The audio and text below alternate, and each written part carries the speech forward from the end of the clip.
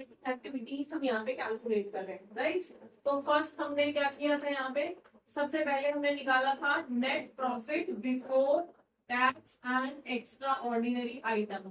इसको निकालने के लिए हमारी एक सेपरेट कैलकुलेशन थी, क्या थी, यहाँ पे हमें क्या करना था, अगर हमें प्रॉफिट नाम से वैल्यूज दी गई है, क्वेश्चन प्रॉफिट से स्टार्ट हो रहा है, तो हमें क्या क्या एडजस्ट करना पड़ रहा था, करंट ईयर का टैक्स प्लस जो भी एक्स्ट्रा ऑर्डिनरी एक्सपेंसेस या लॉसेस थे उनको हमें क्या करना पड़ रहा था, एड बैक करना पड़ रहा था, ठीक है। और दूसरी तरफ अगर एक्स्ट्रा ऑर्डिनरी आइटम के नाम पे हमें कोई दे रखी थी, जैसे कि इंश्योरेंस का पैसा मिल गया वगैरह वगैरह, और टैक्स का रिफंड मिल गया, तो ये हमारे लिए कुछ ऐसी इनकम थी जिनकी वजह से हमारा प्रॉफिट एक्सेस हो रखा था, उनको हमने क्या कर दिया था, रिवर्स कर दिया था, माइनस कर दिया था, ठीक है। और यही अगर क्वेश्चन हमारा सरप्लस के नाम से शुरू हो रहा है, तो वहां पे एक डिविडेंड वर्ड भी आया था जिसको भी हमने एड बैक किया था, तो वहां पे तीन चीज हमारे पास एड बैक करने के लिए थी, तब जाके ये वैल्यू निकल के आई थी। यहाँ तक किसी को क्लियर है? करंट ईयर प्रीवियस ईयर के दो वो दे रखे हैं, तो वहां से माइनस करके जो डिफरेंस आ रहा है वो वैल्यू हमें यहाँ पे लेनी है, क्लियर है? और किसी को कोई? अब इसके बाद हमने क्या क्या चीजें एडजस्ट की थी बता दो जरा। ये तो हमने निकाल लिया, अब हमने क्या क्या किया था, कुछ नॉन कैश या नॉन ऑपरेटिंग एक्सपेंसेस या लॉसेस जो थे उनको हमने क्या किया था, उनको हमने ऐड किया था, राइट। कौन कौन से थे वो एक एक करके बता दो। जैसे कि कौन सा, डेप्रिसिएशन था, जैसे कि एमर्टाइजेशन था। क्या होता है एमर्टाइजेशन, बता दो फटाफट से। एमर्टाइजेशन क्या होता है, किसी भी इंटेंजिबल एसेट की वैल्यू कम होती है फॉल को, उसकी वैल्यू में आने वाले फॉल को एमर्टाइजेशन कहते हैं, और टेंजिबल एसेट की वैल्यू में फॉल होता है तो उसको डेप्रिसिएशन कहते हैं, राइट। और क्या क्या चीज थी, अगर हमने कोई इंटरेस्ट पे किया है तो वो इंटरेस्ट यहाँ पे लिखा जा रहा है, ठीक है, लॉन्ग टर्म डेट के ऊपर। और हमारे पास कोई लॉस हो रहा था, लॉस किस पे, loss on sale of fixed assets, right. और हमारे पास क्या था, और कोई चीज थी, क्या क्या चीजें थी बता दो जल्दी से, फटाफट फटाफट से। दूसरा, अगर हम प्रीमियम, कोई भी premium on redemption of preference share, जो कि क्या था, प्रेफरेंस शेयर्स जो कि हमारे पास क्या कौन सा वाला था, अगर वो रिटर्न ऑफ है तो, ठीक है, रिटर्न ऑफ वाली value. Premium on redemption of shares नहीं ले रहे हैं, क्या ले रहे हैं, तो अगर वो रिटर्न ऑफ हुआ है तो उस वैल्यू को हम यहाँ पे लिखेंगे, राइट, ठीक है। तो इस तरह की कुछ कुछ चीजें थी, सिर्फ ये नहीं और भी कुछ चीजें थी तो हम यहाँ पे वापस ऐड बैक कर रहे थे। अब हम डिडक्ट क्या कर रहे थे, कुछ नॉन कैश या फिर नॉन ऑपरेटिंग इनकम्स भी रही हैं जिनको हमें यहाँ पे माइनस करना था, लेस करना है, राइट। कौन कौन सी चीजें लेस कर रहे थे बता दो जरा, क्या क्या चीज लेस की है आपने। अगर कोई प्रॉफिट हुआ था किसपे, on sale of fix assets, right. और कौन सा था, और कुछ था, किसी भी डिविडेंड या फिर रेंट रिसीव्ड अगर आपके पास थी, किसी तरह की कोई नॉन ऑपरेटिंग इनकम थी तो वो आपने यहाँ पे माइनस की। समझ में आ गया कॉन्सेप्ट। नॉन कैश या नॉन ऑपरेटिंग खर्चे थे वो आपने क्या किया है, वापस एड बैक किए हैं, और नॉन कैश या नॉन ऑपरेटिंग इनकम थी तो वो आपने यहाँ पे वापस माइनस कर दी है। इस तरह से आपने सेटल किया। क्लियर है? यहाँ पे किसी को कोई डाउट? यहाँ से क्या निकल के आया था जिनकी, ठीक है, चलिए यहाँ से हमारे पास क्या निकल के आया था, यही सब तो किया था हमने। तो हमारे पास क्या आया था, ऑपरेटिंग प्रॉफिट या ऑपरेटिंग कैश बिफोर, क्या चीज, before change in working capital. इसका मतलब है, देखो एक वैल्यू आपने ये निकाली, दूसरी वैल्यू आपने ये निकाली, ठीक है।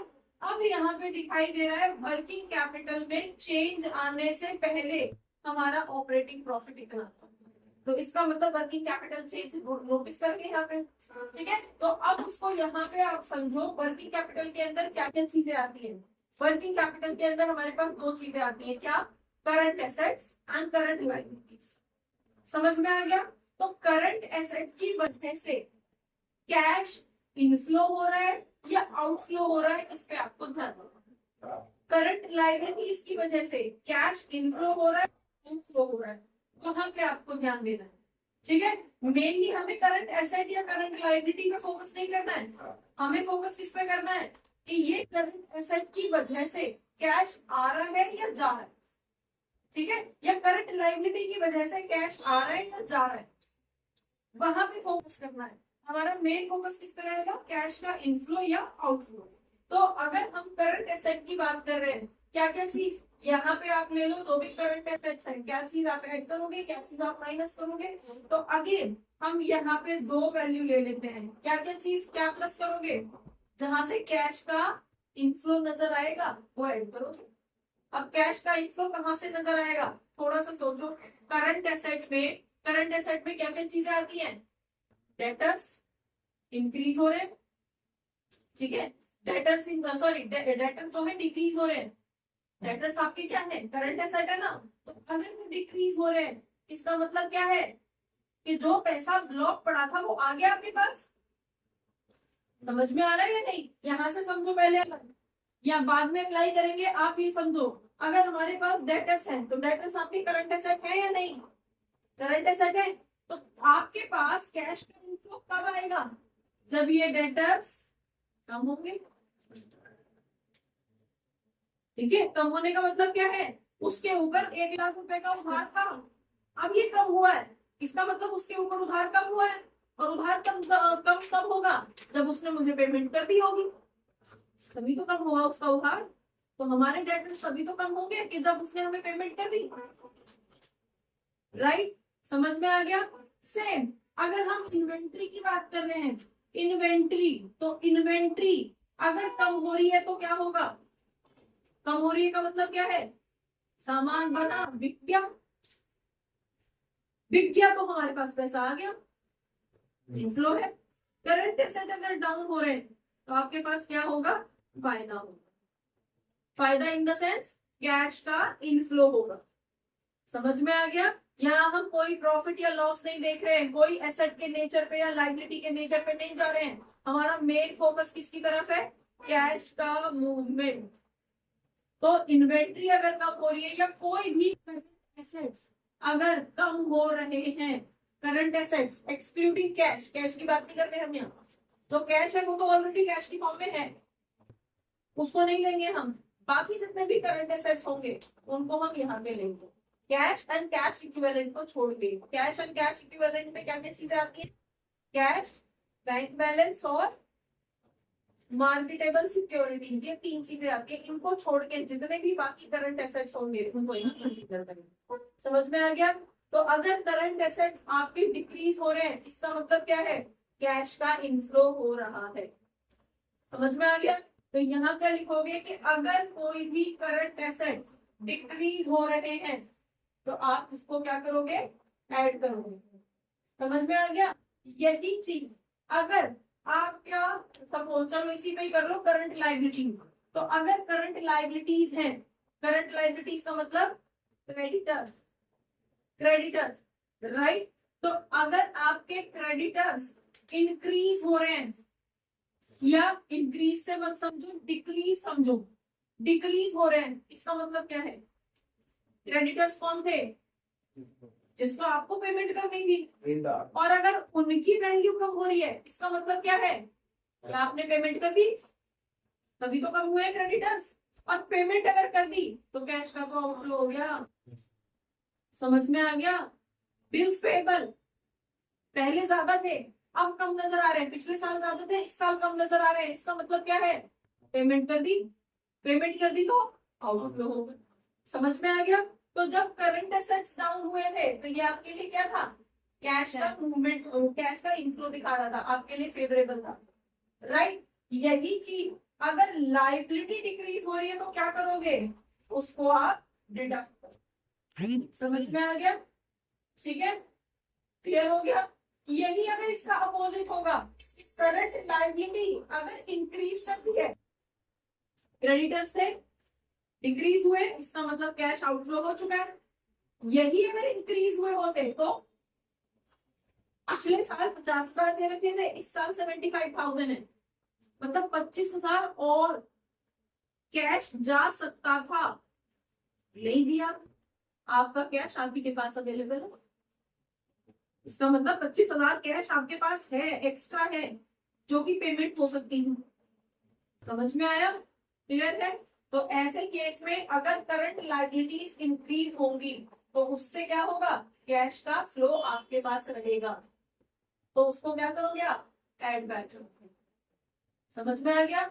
यहाँ पे सिमिलरली अगर कैश का जो करंट एसेट्स अगर इंक्रीज होते हुए नजर आते हैं, इन्वेंट्री पिछले साल जो है सपोज 40,000 की थी और इस साल वो 60,000 की है, मतलब 20,000 की और इंक्रीज हुई है, तो ऐसे केस में क्या हुआ है, कैसा गया? पैसा गया है भाई, पेमेंट करी है आपने, तभी तो इन्वेंट्री बढ़ी है। समझ आया या नहीं? क्लियर है? तो ऐसे केस में आपको यहाँ पे ध्यान देना है कि अगर करंट एसेट या करंट लायबिलिटी के मूवमेंट से कैश इनफ्लो होता है तो वो चीजें ऐड में जाएंगी। ठीक है, एक एक करके, जैसे यहाँ पे हम लिख रहे हैं करके लिखेंगे। यहाँ तो हमने करंट एसेट्स करंट लायबिलिटी लिख दिया, आपको तो पूरा वो दिया जाएगा, डेटर्स है, इन्वेंट्री है, ये है, वो है, तो उसको इस तरह से करके। वही चीज अगर करंट एसेट्स या करंट लायबिलिटी की वजह से कैश आपका कम हो रहा है तो उसको आप यहाँ पे माइनस कर देंगे। समझ में आ गया कि क्लियर है? आगे बढ़ू, डन। अब एक और चीज इस पे ध्यान दो, यहाँ पे हमने क्या किया था, यहाँ पे हमने रिवर्स किया, खर्चे वाली लॉस वाली चीजों को हमने एड बैक किया था और यहाँ पे हम क्या कर रहे थे, इनकम वाली चीजों को माइनस कर रहे थे, क्योंकि हमें यहाँ पे क्या, ऑपरेटिंग प्रॉफिट, और वो भी कौन सा है, before tax and extra ordinary, before working capital change. तो हमें यहाँ पे प्रॉफिट निकालना था, इसलिए बाकी सारी चीजों को सेटल डाउन किया था, रिवर्स किया था। ठीक है जी, क्लियर? लेकिन यहाँ पे करंट एसेट्स और करंट लायबिलिटी से हम रिवर्स नहीं कर रहे हैं, अब हम आगे बढ़ रहे हैं, रिवर्स वाला प्रोसेस यहाँ पे खत्म। तो अब जिसका जो नेचर है वही रिकॉर्ड होगा। अगर करंट एसेट्स या करंट लायबिलिटी की वजह से कैश बढ़ रहा है तो हम उसको ऐड करेंगे। समझ में आ गया? और ये अगर यहाँ पे डिक्रीज हो रहा है तो उसको हम माइनस करेंगे। क्लियर है? यहाँ तक किसी को कोई इशू? तो अब इसके बाद हमारे पास क्या निकल के आएगा, बता दो क्या निकलेगा, ऑपरेटिंग प्रॉफिट या फिर कैश फ्रॉम ऑपरेटिंग एक्टिविटी, क्या, after working capital change. Clear है? 2 नंबर में कई बार इस तरह का क्वेश्चन दे दिया जाता है जहां पे आपसे सिर्फ इस तरह का कोई वैल्यू निकाल दिया जाएगा, पूरा ऑपरेटिंग प्रॉफिट का कैश निकालने के लिए नहीं बोलेगा, सिंपल बोल देगा operating profit before working capital change निकालो या आफ्टर वर्किंग कैपिटल चेंज निकालो, तो बस यहीं तक ही निकालना है, फिर आगे नहीं बढ़ना। समझ में आ गया? ठीक है, यहाँ तक क्लियर है? चलिए अब इसके बाद हमारे पास जो वैल्यू आएंगी,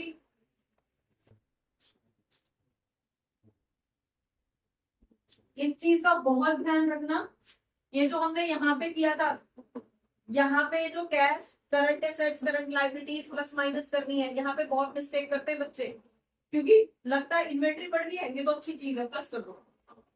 आपको ध्यान देना है कि इन्वेंट्री के बढ़ने से कैश घट रहा है, कैश पे फोकस रखना है बस। ठीक है, डन, क्लियर हो गया? तो यहाँ पे आपके पास अब नेक्स्ट वैल्यू ऑपरेटिंग प्रॉफिट या cash from operating activity after working capital change.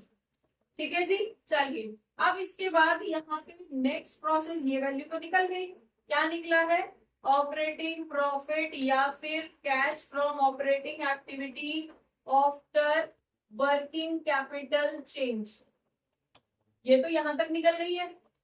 Done. अब यहाँ पे आपने जितने भी टैक्सेस यहाँ पे सेटल किए थे, याद है यहाँ पे कौन कौन से टैक्स सेटल किए थे, एक तो करंट ईयर का टैक्स, ठीक है, तो अब ये टैक्स एक्स्ट्रा ऑर्डिनरी आइटम्स जो यहाँ पे सेटल किए थे उनको यहाँ पे रिवर्स करना है। समझ आया? ठीक है, जैसे कि क्या क्या चीज करोगे आप, सबसे पहले तो टैक्स पेड, क्या होगा, टैक्स पेड मतलब यहाँ पे आपके पास वो माइनस होगा, लेस टैक्स पेड। अब टैक्स पेड का इटसेल्फ अपना एक अलग वो रहेगी, कैलकुलेशन रहेगी, उसको हम अभी थोड़ी देर के बाद करेंगे। अभी आप ये मान के चलो कि अगर दो वैल्यू दे रखी है तो करंट ईयर वाला तो आपने यहाँ सेटल कर दिया था, करंट ईयर वाला तो आपने करंट ईयर का प्रोविजन वाला था, पिछले साल का जो प्रोविजन था उसको इस साल पेड मानो। समझ में आया? अगर दो वैल्यू दे रखी है, पिछले साल टैक्स का प्रोविजन इतना था, इस साल प्रोविजन इतना है, पिछले साल 50,000 था, इस साल 60,000 है, ठीक है जी। तो जो इस साल है करंट वाला वो तो तुमने यहाँ ले लिया था, इसको सेटल करने में ये वैल्यू जो कैलकुलेट करके निकाली थी यहाँ सेटल करने में ले लिया था ना करंट ईयर का। अब जो पिछले साल का प्रोविजन था इसका मतलब इस साल वो पेड हुआ है, पेड हुआ है तो उसको यहाँ पे लिखो। तो आप इसको अगर दो ही वैल्यू दे रखी है तो आप इसको प्रीवियस ईयर की मान सकते हो। और ये याद रखना, यहाँ प्रीवियस ईयर में आपकी हिंट के लिए बोल रही हूँ, ठीक है। मैं यहाँ पे साइड में ये भी लिख देती हूँ, नहीं तो तुम कंफ्यूज रहोगे। If two values of tax provision are given, ठीक है, अगर दो वैल्यू दे रखी है तब। समझ में आ गया? ठीक है, यहाँ पे इटसेल्फ एक अलग सेशन लगेगा, अलग क्लास होगी जिसके अंदर हम टैक्स की ही बात करेंगे कि अगर टैक्स की सिर्फ एक वैल्यू दे रखी है तो वहां क्या आएगा, यहाँ क्या आएगा। अगर टैक्स की दो वैल्यू दे रखी है तो वहां क्या आएगा, यहाँ क्या आएगा। और टैक्स की अगर दो से ज्यादा वैल्यू दे रखी है तो फिर उसका एक अलग अकाउंट बनेगा और वहां से तीसरी वैल्यू निकल के आएगी जो यहाँ लिखी जाएगी, ठीक है। तो उसको हम अलग उसमें करेंगे। अभी एक सिंपल मेथड इसका समझ लो। क्लियर हो गया? चलिए यहाँ तक हो गया। जो आपने टैक्स यहाँ पे क्या किया था, एक टैक्स यहाँ पे ऐड किया था, तो यहाँ पे एक टैक्स अब क्या कर रहे हो, माइनस करो। डन। दूसरी चीज, अगर आपने कोई भी, अगर हम लेस की बात कर रहे हैं तो लेस पे ही कर लो। अगर कोई भी एक्स्ट्रा ऑर्डिनरी वो थी, एक्सपेंसेस थे, एक्सपेंसेस, एक्सपेंसेस का मतलब एक्स्ट्रा ऑर्डिनरी एक्सपेंसेस जो वहां क्या किए थे, ऐड किए थे, उनको सेटल कर रहे हो एक्चुअली, ठीक है। जो भी वहां पे ऐड किए थे वो अभी हम क्या हो जाएंगे, समझ में आया? ठीक है। यही अगर आपके पास कुछ एक्स्ट्रा ऑर्डिनरी इनकम थी, इनकम जैसे कि कोई भी एक्स्ट्रा ऑर्डिनरी इनकम, जैसे कि इंश्योरेंस का पैसा मिल गया था, जैसे कि आपका कोई भी एक्सपाइजेड होगा, तो उसको आप यहाँ पे क्या करोगे, ऐड कर दोगे वापस। समझ में आया? जो आपने इसको निकालने के लिए सेटल किया था ना मेरी, उसको यहाँ रिवर्स कर देना। वो आपने क्यों वो किया था, इनकम को आपने वहां पे माइनस किया था, टैक्स को ऐड किया था, क्यों किया था, लॉसेस को ऐड किया था, जिससे कि आप निकाल पाओ प्रॉफिट बिफोर कोई भी एडजस्टमेंट, किसी भी एडजस्टमेंट से पहले का प्रॉफिट कितना था। इसलिए आपने यहाँ पे क्या किया था, उनको अपने नेचर के अगेंस्ट अपोजिट कर दिया था। खर्चा था, लॉस था तो ऐड किया था, इनकम थी तो माइनस किया था, राइट। यहाँ पे तो अब आप अपने पूरे प्रॉपर तरीके से कर रहे हो कि अब जो टैक्स लगेगा वो माइनस करो, जो खर्चे थे वो माइनस करो, एक्स्ट्रा ऑर्डिनरी इनकम थी तो ऐड करो। समझ में आ गया? क्लियर है? और यहां से अब आपके पास निकलेगा cash from operating activity. Clear है भाई? ये वैल्यू आपके पास यहाँ पे निकलेगी। डन। इसको निकालने के लिए कितनी वैल्यू कैलकुलेट करी है बता दो जरा। एक तो आपने ये निकाली थी 1, ठीक है। दूसरी फिर आपने ये निकाली थी 2, राइट। फिर आपने तीसरी वैल्यू ये निकाली है 3, डन। और फिर आप ये वाली फोर्थ वैल्यू निकाल रहे हो, तब जाके कैश फ्रॉम ऑपरेटिंग एक्टिविटी निकलेगी। क्लियर हो गया? तो अभी क्योंकि आपके जो है बेसिक क्वेश्चन है, फर्स्ट सेकंड जो भी क्वेश्चन ऑपरेटिंग एक्टिविटी के हैं वो बेसिक है, उसमें उनमें एक दो क्वेश्चन पहले सॉल्व करके देख लो, फिर हम आगे बढ़ेंगे। अब यहाँ पे जो अलग अलग सेपरेट अकाउंट बनेंगे वो देख लो किस किस के बनेंगे, जो आगे हम पहले अकाउंट बनाना सीखेंगे तब प्रॉपर क्वेश्चन होगा। एक तो डेप्रिसिएशन के लिए आप अकाउंट बनाओगे, डेप्रिसिएशन की क्लियर वैल्यू निकालने के लिए। अभी तो सिर्फ दो वैल्यू दे रखी होगी, पिछले साल इतना लगा, इस साल इतना लगा, तो जो माइनस डिफरेंस आएगा वो कर दोगे यहाँ पे। आगे का जो फुल फ्लेज क्वेश्चन आएगा, वहां पे आपको बताया जाएगा इतने की मशीनरी थी, उस पे इतना डेप्रिसिएशन लगा था, इतने की मशीन बेच दी, उस पे इतना डेप्रिसिएशन था, मल्टीपल वैल्यू। तो जब भी किसी भी चीज की मल्टीपल वैल्यू आपको मिलेंगी, 2 से ज्यादा वैल्यू मिलेंगी, तो उसके लिए आपको अकाउंट बनाना पड़ेगा। कई बार बच्चा कंफ्यूज रहता है कि कब को अकाउंट बनाने की जरूरत पड़ती है, कब बिना अकाउंट के काम चल जाता है, ये कंफ्यूजन बहुत रहती है। तो आप याद रखिए कि जब भी किसी भी चीज की, किसी भी आइटम की 2 से ज्यादा वैल्यू होंगी, तो उस आइटम के लिए पहले अकाउंट बनाना पड़ेगा। जैसे कि डेप्रिसिएशन, मशीन पे पिछले साल इतने का डेप्रिसिएशन लगा, इस साल इतने का लगा, और बीच में एक मशीन बेच दी, उस पर इतना डेप्रिसिएशन था, 3 वैल्यू हो गई, 2 से ज्यादा हो गई, तो अकाउंट बनेगा पहले, तब सेटल होगा, तब वहां से वैल्यू निकल के आएगी, कोई ना रखी जाएगी। राइट, सेम मैनर में टैक्स, टैक्स करंट ईयर का, प्रीवियस ईयर का, प्रीवियस ईयर का इतना था, करंट ईयर का इतना था, और ड्यूरिंग द ईयर इतने का पे कर दिया, मोर देन 2 वैल्यू हो गई, तो उसका पहले अकाउंट बनेगा, तब वो सेटल होगा।